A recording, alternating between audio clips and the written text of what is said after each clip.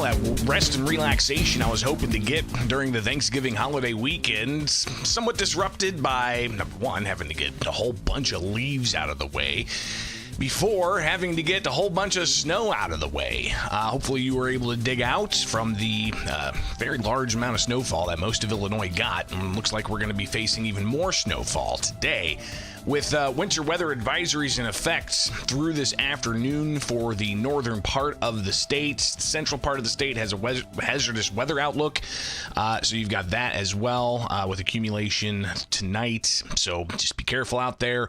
And the southern Illinois area also has a winter weather advisory through this evening, with some snow impacting about 2 to 4 inches of that area. So you've got the ongoing snow issues throughout Illinois. It is winter after all, on the first day of December here. Good morning. It is Illinois in Focus Daily. I'm Greg Bishop, editor of the Center Square. You can go to the centersquare.com Illinois page, where the team and I, we work to get you informed of what's going on at the Center Square. And again, as the Illinois editor, we focus here on Illinois. So be sure to check that out and get the newsletter in your inbox. And of course, stories that are impacting you as a taxpayer is what we look at and how we cover the news. And stuff we've got to tackle today, Chicago Mayor Brandon Johnson responding to President Donald Trump from last week.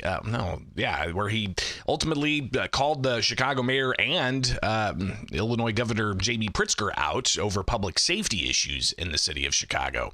So you've got that. We've also got a back and forth about migrant rental assistance, with ongoing efforts from Immigration and Customs Enforcement to enforce federal immigration law. You've got at least a group and Chicago aldermen looking at possible rental assistance for non-citizens afraid to go out of their homes, they say. But a Republican state legislator says that would just reward bad behavior. So we'll tackle that as well. Plus, a Democrat state legislator from Chicago Heights looking for more oversight of how your tax dollars are used by local governments when it comes to their use of taxpayer-funded credit cards. We'll talk about that as well here with Illinois in Focus Daily. Again, wake up with us each and every weekday morning here for the latest of what's going on in and around your area here in the land of Lincoln.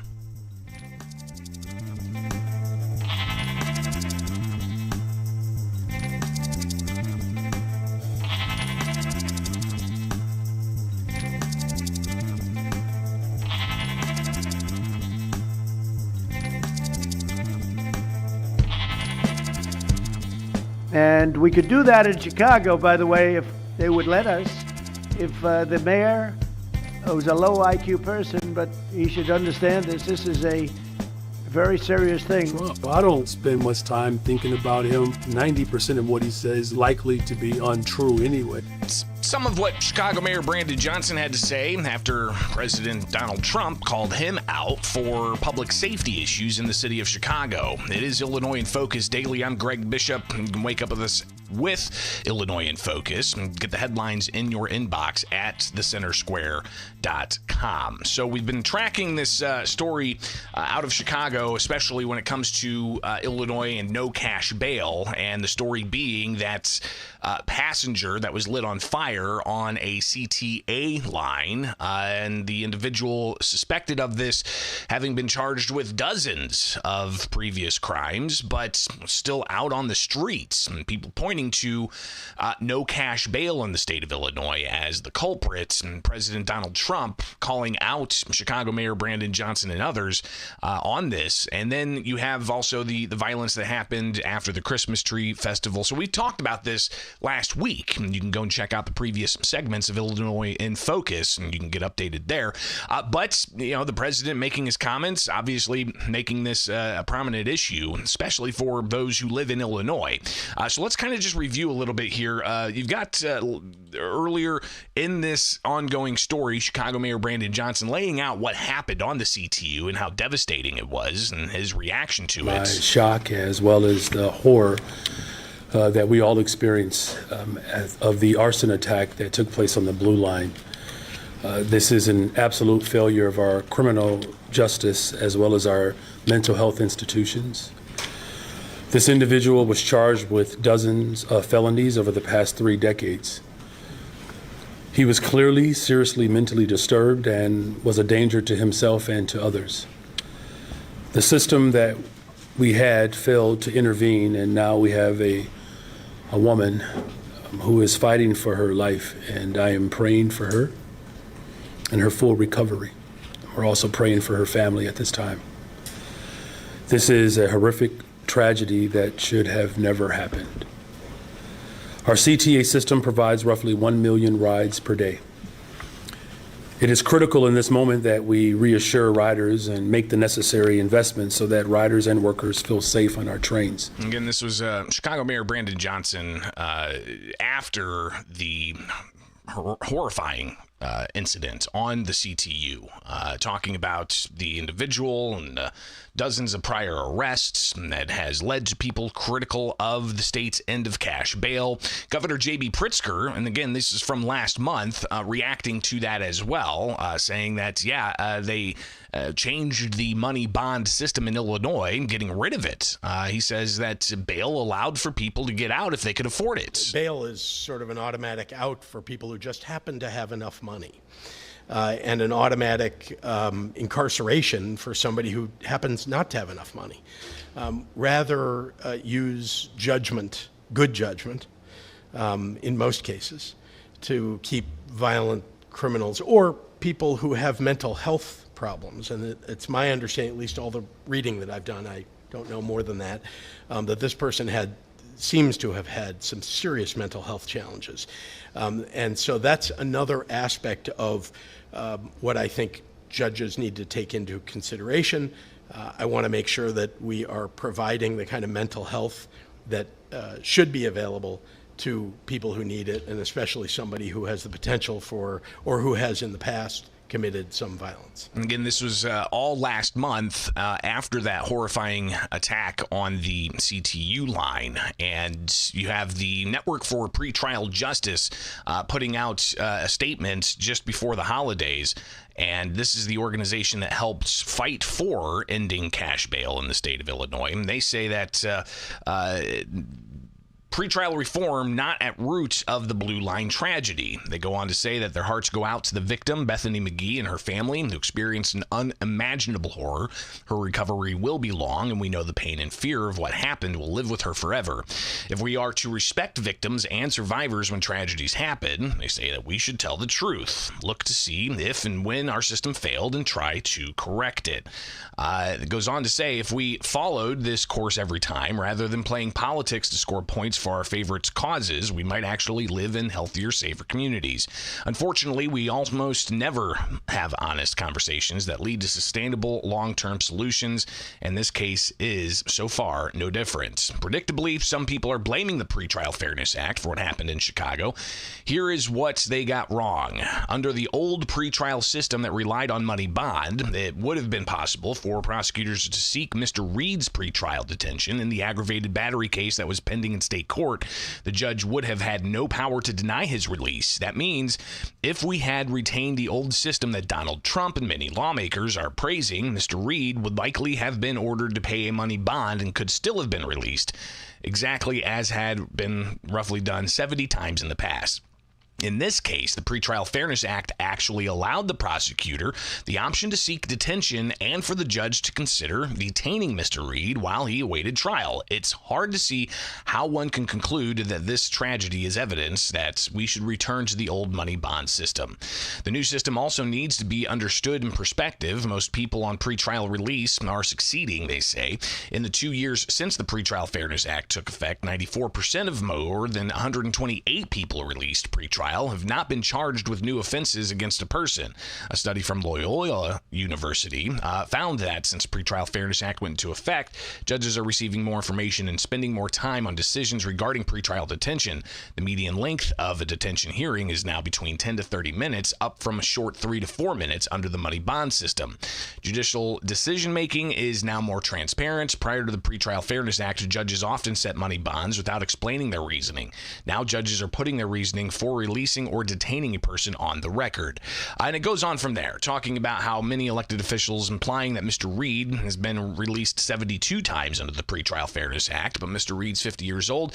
He's been arrested 72 times since he was 18 years old. Illinois ended money bond in 2023. Mr. Reed's prior arrests and releases almost all occurred under the money bond system. That should demonstrate that the old system, not the new one, didn't work. So again, goes on to explain more about all of the different aspects of ending money bond that the Pretrial Fairness Act argues. And they say that it's not the end of money bond. That's the reason why this happened on the CTU Blue Line. But you've got, again, even Governor J.B. Pritzker talking about it and how he's open to looking at any possible loopholes there may be in the law and changing that. But we haven't had those conversations at the Illinois State House, regardless of Republicans saying we need to tighten up the law, either A, get rid of it, bring back money bond, or B, have a larger net of detainable offenses that judges can't release somebody on awaiting trial, right? These are all criminal suspects, innocent until proven guilty, and they have a right to a speedy trial. And being incarcerated before that trial is something that the end of money bond is looking to essentially allow for them to be released pending trial for certain crimes. But, some questions about, is this effective? Again, President Donald Trump calling out Governor J.B. Pritzker and Brandon Johnson, the mayor of Chicago, just before Thanksgiving. And I want to thank the National Guard. I want to thank Pete Hegseth. The job you've done here is incredible. And I hear you having the same kind of success in Memphis, Tennessee, where you had an even worse situation. And Memphis crime is down 64% in 3 weeks.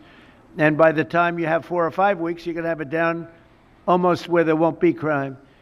And we could do that in Chicago, by the way, if they would let us. If the mayor was a low IQ person, but he should understand this. This is a very serious thing. You saw all the crime that took place last night, the night before. The woman with the burning, they burned the woman. To be talking about that now. They burned this beautiful woman riding in a train. A man was arrested 72 times. 72 times, think of that. And they'll let him out again. The liberal judges will let him out again. But we're ready to go. We've been moving toward Chicago. We have a governor that thinks it's wonderful that only like 7 people were killed this week. And the president went on from there, called Illinois Governor J.B. Pritzker a, quote, fat slob. You can watch that video. Again, available at the Center Square's YouTube page. So be sure to like, subscribe, and hit that notification bell to get updates when those things get posted. But Chicago Mayor Brandon Johnson, posting on the city's official Facebook page for the Chicago mayor's office, had this in response, posted just a couple of days ago over the holiday break. President yesterday called you out and called out Governor Pritzker and referred to problems in Chicago once again. Do you have concerns that him continuing to talk about this narrative, whether it's accurate or not, is going to hurt people visiting Chicago and hurt the tourism? It would be nice to actually have a president that focused on his job. We have unemployment that is higher than it's been in 4 years. People are obviously experiencing cost of living increase. Food is expensive and unemployment continues to go up. He spends most of his time figuring out how to send billions of our tax dollars off to other countries. If he was really serious about supporting the city of Chicago or cities across America, again, he would not defund our community safety investments, right? I mean, he's cut the ATF budget by 30%. What we saw last weekend was how dangerous it is when young people or any person has access to guns, particularly illegal guns. We've removed over 20,000 guns off the streets of Chicago since I've been mayor. And many of those guns are being trafficked from states that voted for Donald Trump. I don't spend much time thinking about him. 90% of what he says is likely to be untrue anyways, because this was the same president that tried to take credit for violence going down in the summer months, even though he wasn't here. So that's, again, Chicago Mayor Brandon Johnson reacting to President Donald Trump calling him a low IQ mayor, and what exactly that's going to mean for the ongoing debate about public safety in the state of Illinois and the city of Chicago. We'll be watching closely as after the holiday break, you've got even more that's going to be happening, including President's going to sign some bills in the Oval Office this afternoon. Will he have some time to take a series of questions, and will he talk about Illinois and Chicago Mayor Brandon Johnson and Governor J.B. Pritzker? I guess we'll see. All right, it's Illinois in Focus Daily. Be sure to get the headlines in your inbox. Go to thecentersquare.com. Sign up for the newsletter and wake up with us here for Illinois in Focus Daily.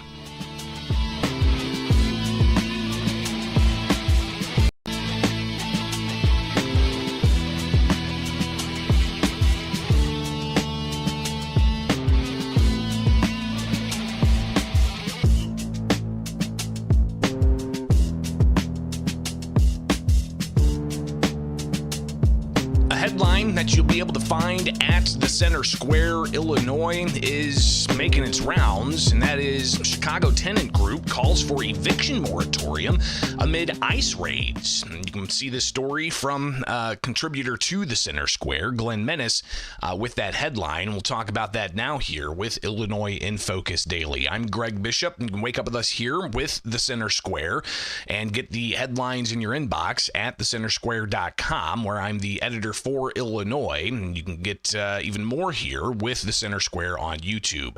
All right, so let's go to this story from Glenn Menace, contributor to the Center Square.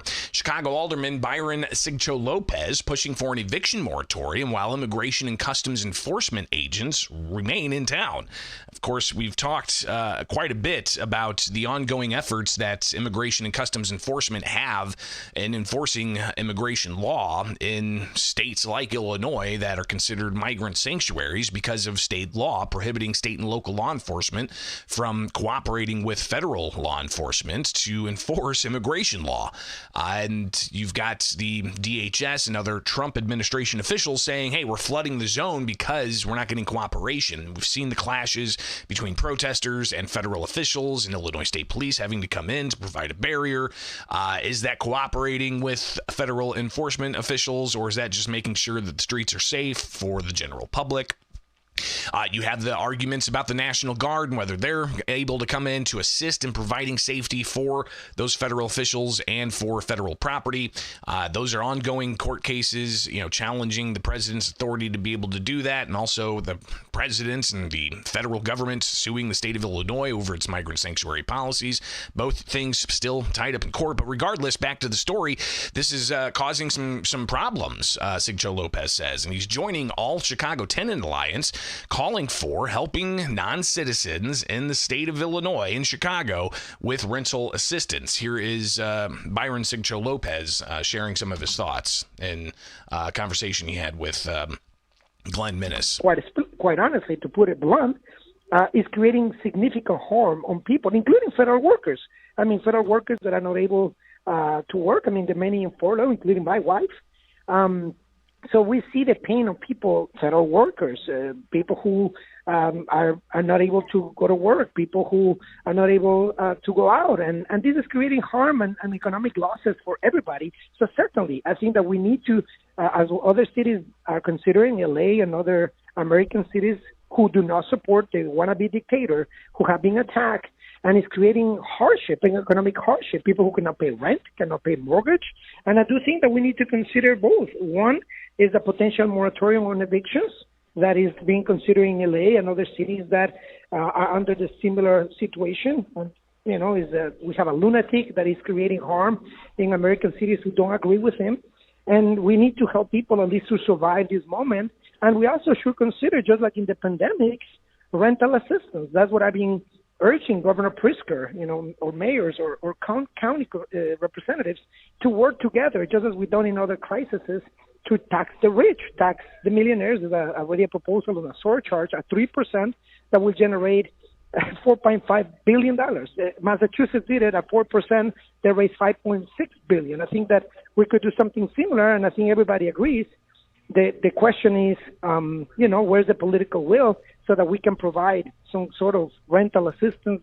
And I think we also should consider a moratorium on evictions, just given the severity of this economic attack and social attack on our city. So again, you've got the Chicago alderman encouraging that there be not just a moratorium on evictions, but also a pandemic-era type rental assistance program for non-citizens in Chicago because they're afraid to leave their residence to go to work to make money to pay the rent. Because if they leave, they could possibly get caught by Immigration and Customs Enforcement. And he says it's got people concerned and scared, and it's harming the economy.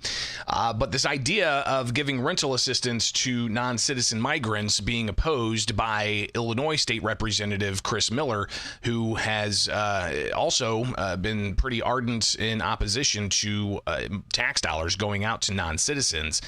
Here is Representative Miller in a conversation he had with Glenn Menace, contributor to the Center Square. Here's Representative Miller. Well, one of the first things that occurs to me is that if you're abiding by the laws of the United States of America, you have nothing to be fearful about.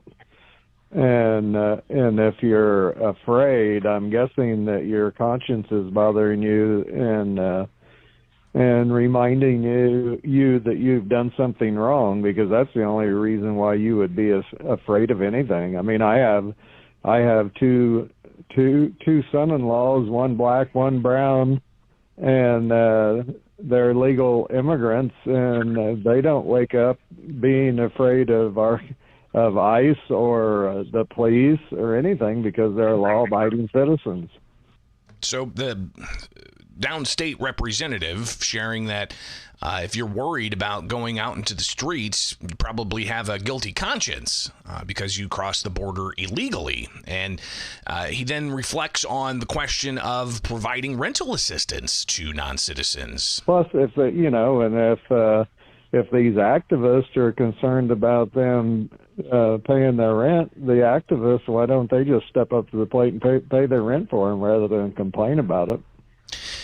We'll see where that goes in Chicago if the conversation continues to move towards providing rental assistance to non-citizen migrants. But clearly that is something that's made the rounds, and people debating it on social media and sharing their thoughts on what exactly should happen with immigration enforcement, rental assistance, or a moratorium on evictions, similar to what they did during the COVID pandemic. And Chicago facing a $1+ billion deficit in their budget. How would you pay for that? And you heard Sigcho Lopez suggests taxing millionaires an extra 3% or 4% and getting billions of dollars that you could tap into for what he says is rental assistance for non-citizens. Again, go to thecentersquare.com. You can read up on that story and so much more, but you can wake up with us here for Illinois in Focus Daily, each and every weekday morning with the Center Square.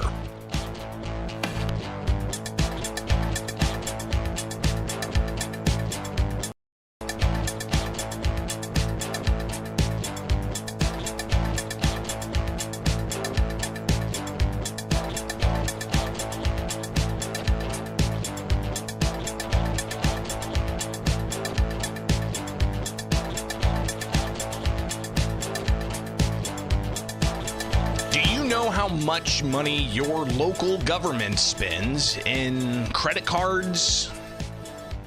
They have, petty cash or taxpayer-funded credit cards that goes and spends on a whole host of things. Do you know about that spending? Well, a state legislator from Chicago Heights says that taxpayers should be able to see the monthly credit card statements for these local governments. And I had a conversation with him late last week as we were getting into the holidays, and I want to share that with you this morning. It is Illinois in Focus Daily. I am editor of Illinois for the Center Square. Go to thecentersquare.com, get the headlines in your inbox each and every weekday morning, and talk with Democrat State Representative Anthony DeLuca. He has a bill that he provided an overview on of what exactly it would do when it comes to taxpayer-funded credit cards that local governments use. Thank you. Really, the overall theme here is about being better managers of the taxpayer dollars. And House Bill 4196 is the bill that I filed earlier in November. And really it creates more transparency with the use of a government-issued taxpayer-funded credit card. So it would not prohibit the use and would not restrict the use, but it would create a better system of transparency so that the public is more aware. Too many times over the years, countless times over the years, we've seen headlines of overspending, credit card overspending, credit card abuse, and then at that point, the taxpayers they're outraged and they're demanding reform and accountability, and this creates more transparency with that process. So, DeLuca, talking about the necessity of transparency when it comes to how the credit cards are used. And too often you might go to a city council meeting, for instance, and you don't really hear much about these credit cards and how they're being used, because sometimes they have spending thresholds that they're allowed to do without approval. And a lot of times that could be, several thousands of dollars of payment for one issue that just doesn't get oversight, and that can add up pretty quick. So he's essentially saying that, listen, taxpayers need to know about this, how their money's being spent, especially when it comes to these credit cards. Well, I think what it is that they want to see their tax dollars are being managed and that we are being better stewards of the tax dollars. Affordability is a big issue right now. Taxpayers feel like they're getting hit every direction that they turn. Property taxes is a big one in my area. It continues to rise every year. And when they see misspending of those tax dollars, it creates a lot of concern. So a lot of concern that could be mitigated if there were monthly updates as to how these dollars were being spent and how that would play out at a, say, regular council meeting, be it local school board, be it park district, be it municipal government, village government, whatever the taxing body is that has a credit card that they're using to spend taxpayer dollars. Yeah, exactly. The unit of government would have to specifically and separately approve and vote on an itemized credit card statement from the previous month's expenditures. So really all it's doing is creating more transparency and more accountability, you could say. So DeLuca has this bill that he proposed last month, and it spells out that there needs to be this process so taxpayers have more accountability when it comes to their tax dollars being used on credit cards.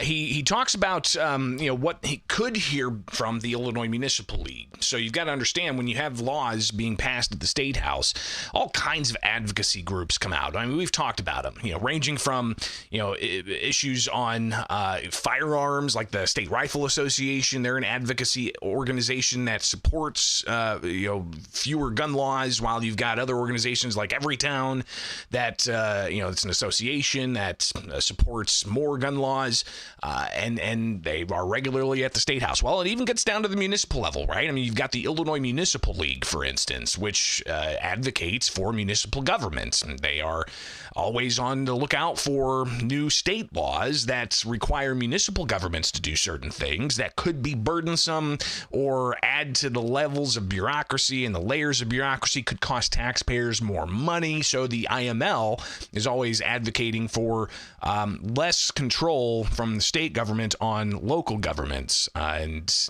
I asked Representative DeLuca what he thinks that he may hear from organizations like the Illinois Municipal League. Well, I have spoke to the Illinois Municipal League. I chair the House Cities and Villages Committee, so I work very closely with municipal governments and with the Illinois Municipal League and with local governments.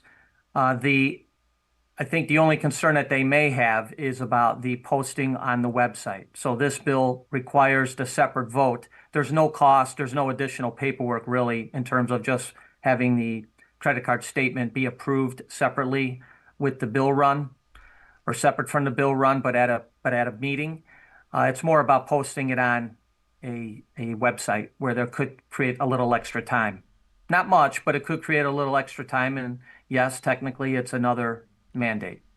So we're going to be discussing that part of the bill. And whether or not, the Municipal League will try to resist this idea, not sure. And is it going to be because they just don't want more mandates, unfunded mandates? And what do you think as a taxpayer on this issue of making each month's credit card statement something that's approved or voted down, at least just put on a public record for you, the taxpayer, to see what your local local taxing bodies doing with these taxpayer-funded credit cards? Is this an unfunded mandate? What does the Democrats from Chicago Heights think about unfunded mandates? Well, I know that the taxpayers would be fine with it, but we're continuously, that's one of the bills that I filed in previous years about prohibiting unfunded mandates from the state. It's actually another piece of legislation that I dealt with because the state loves to impose mandates on units of local government, but we don't fund those mandates.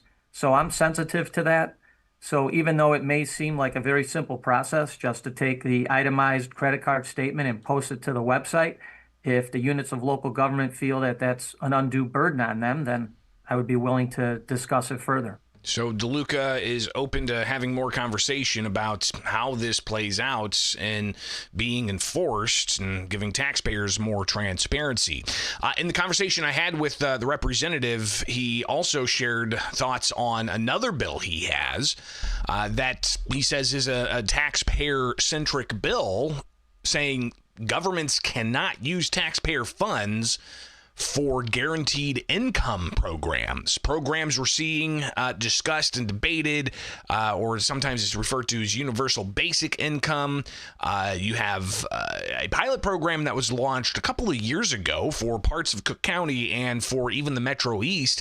I never really saw too many reports from the state government about those pilot programs, whether or not they were even funded, but there's ongoing conversation about these guaranteed income programs, and DeLuca has a bill, he says, would restrain that. Yeah, I did file it's House Bill 60, and I didn't file this recently. This was from some time ago, and it would basically say that it would prohibit taxpayer money from being used for a guaranteed income program or a credit to provide an incentive, a financial incentive. So it would prohibit those type of programs, and it gets back to the same issue about managing tax dollars.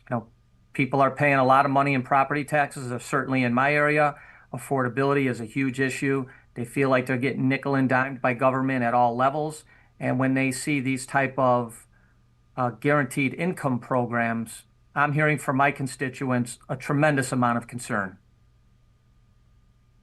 So what the bill does, it doesn't say you cannot have a guaranteed income program. You can have a guaranteed income program. You just can't use the taxpayer dollars to do so under my legislation. So that's another bill that DeLuca has at the State House. And these are issues that could likely get bipartisan support. He's a Democrat and easily could get Republicans to sign up for this measure. What about other Democrats? Will he be able to get them to sign up for this measure? He says that clearly it's something that will draw a lot of people together to support both pieces of legislation. Yeah, absolutely. That's a good point. I hear from my constituents, from the most liberal constituents I have to some of the most conservative. There's broad agreement on these type of issues. There's broad agreement on managing our taxpayer dollars as best we can, about not misspending, about preventing duplication, about preventing fraud. They don't want to see their tax dollars misused. And he goes on to say he's going to continue to work on both of these bills to see them come across the finish line sometime early next year when the legislature comes back. Well, I'm going to continue to work on them. I've already had a couple people reach out to me about wanting to be co-sponsors on them. So I'll continue to work on these. I think they're important measures, and it shows that we're trying to improve the way we manage the money at the state level as well. So again, that's State Representative Anthony DeLuca with a couple of bills that he's proposed with a look at trying to curtail the spending of tax dollars, or at least to provide more oversight to taxpayers so they know how their money is being spent by local governments. All right, it is Illinois in Focus Daily. Wake up with us each and every weekday morning and go get the headlines in your inbox at thecentersquare.com. You can sign up for the newsletter, but you can also get the podcast where you get podcasts. Just search Illinois in Focus Daily.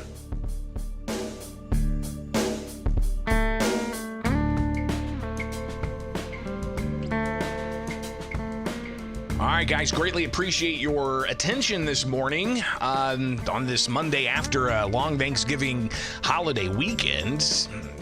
Enjoyed way too much turkey, way too much stuffing, way too much dessert, and some good relaxation. But of course, we had to dig ourselves out from all the leaves just before, like a foot of snow and then some layer of ice. On top of that, we're expecting more snow throughout the states today, so just be careful out there and, stay nice and tucked in and warm if you can. And big shout out to the snowplow drivers out there, all busy all up and down the highways and the side roads and the communities, clearing sidewalks and all of the service roads, and just making sure that we get some semblance of roadways out there with all of this snow. So greatly appreciate all of those efforts, but we'll see how it does overnight. Be safe. We'll be back at it tomorrow for more Illinois in Focus Daily. Again, go to the website, thecentersquare.com, and get the latest headlines and get the podcast where you get podcasts. Just search Illinois in Focus Daily. Have a great Monday. It's back at it.